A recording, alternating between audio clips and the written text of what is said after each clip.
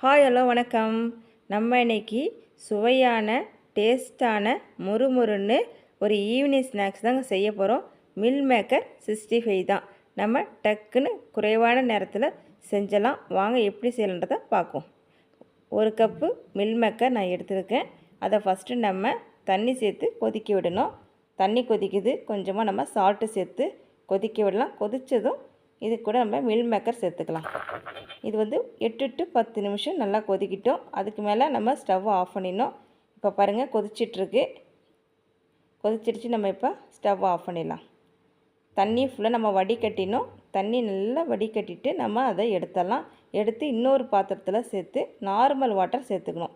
Normal water சேர்த்து தண்ணி நல்லா அதை நம்ம புழிஞ்சிட்டு எடுத்துடணும். தண்ணி சுத்தமாக இருக்கக்கூடாது. நல்லா தண்ணியை புழிஞ்சிட்டு எடுத்துருங்க. அப்போ தான் நம்ம மசாலா கலவை அதில் கலக்கிறதுக்கு சரியாக இருக்கும். இப்போ ஃபுல்லாக நம்ம தண்ணி நல்லா வடிகட்டி புழிஞ்சு நம்ம எடுத்துடலாம். இப்போ பாருங்கள் புழிஞ்சிட்டேன். இப்போ எல்லாத்தையும் நான் எடுத்தாச்சு. இந்தமாதிரி புழிஞ்சி எடுத்து வச்சுட்டு தான் நம்ம மசாலா சேர்க்கணும். ஓகேவா? இப்போ நம்ம மசாலா என்னென்ன சேர்க்கலாம்னு பார்க்கலாம். 1/2 டீஸ்பூன் மஞ்சத்தூள், இது கூட 1/2 டீஸ்பூன் ஜீரகத்தூள் சேர்த்துங்க. அது கூட 1 டீஸ்பூன் கரம் மசாலா சேர்த்துங்க. அது கூட 1 டீஸ்பூன் காஷ்மீர் மிளகாத்தூள் சேர்த்துங்க. இது காரம் கம்மியாக தான் இருக்கும். அடுத்தது 1 டீஸ்பூன் இஞ்சி பூண்டு பேஸ்ட்டு, 2 டீஸ்பூன் கார்ன்ஃப்ளவர் மாவு, 2 டீஸ்பூன் அரிசி மாவு. இது கூட நம்ம தேவையான அளவு உப்பு சேர்த்துக்கலாம். இப்போ நம்ம 1 டீஸ்பூன் வச்சுக்கிட்டு ஃபுல்லாக நம்ம கலந்து விடலாம். ஃபுல்லாக மசாலா ஃபுல்லாக கலக்கணும். ஃபுல்லாக கலந்து விடுங்க. இப்போ பாருங்கள் நம்ம எல்லாத்தையும் நம்ம கலந்துட்டோம். ஒரு 2 நிமிஷம் அப்படியே இருக்கட்டும். இப்போ நம்ம எண்ணெய் சூடு பண்ணிக்கலாம். வாங்க, அடுப்பில் எண்ணெய் சூடாகிட்டுருக்கு. இப்போ நம்ம பொரிக்க ஆரம்பிக்கலாம். நம்ம கொஞ்சம் கொஞ்சமாக போட்டு பொரிக்கலாம்.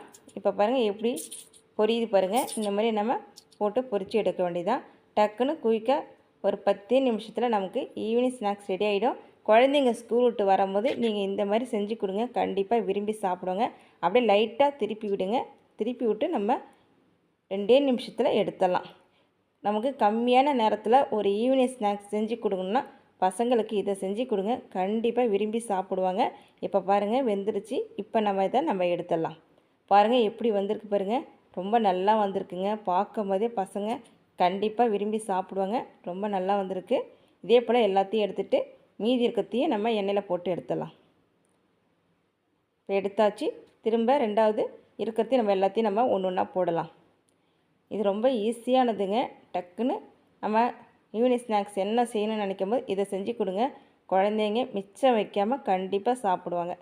இப்போ எல்லாத்தையும் போட்டுட்டோம். இப்போ இன்னும் 2 செகண்டில் நமக்கு முடிஞ்சிடும். பொரிஞ்சிருச்சு. இப்போ இதையும் நம்ம எடுத்துடலாம். செஞ்சு பார்த்துட்டு எப்படி வந்திருக்குன்னு கமெண்ட் பண்ணுங்கள். பிடிச்சிருக்குன்னா மறக்காமல் எங்கள் சேனலுக்கு சப்ஸ்கிரைப் பண்ணுங்கள், லைக் பண்ணுங்கள். நாங்கள் போடுற வீடியோ அடுத்தடுத்து உங்களுக்கு நோட்டிஃபிகேஷனாக வரும். ஓகேங்க, நெக்ஸ்ட் வீடியோவில் பார்க்கலாம். ஓகே, பாய்.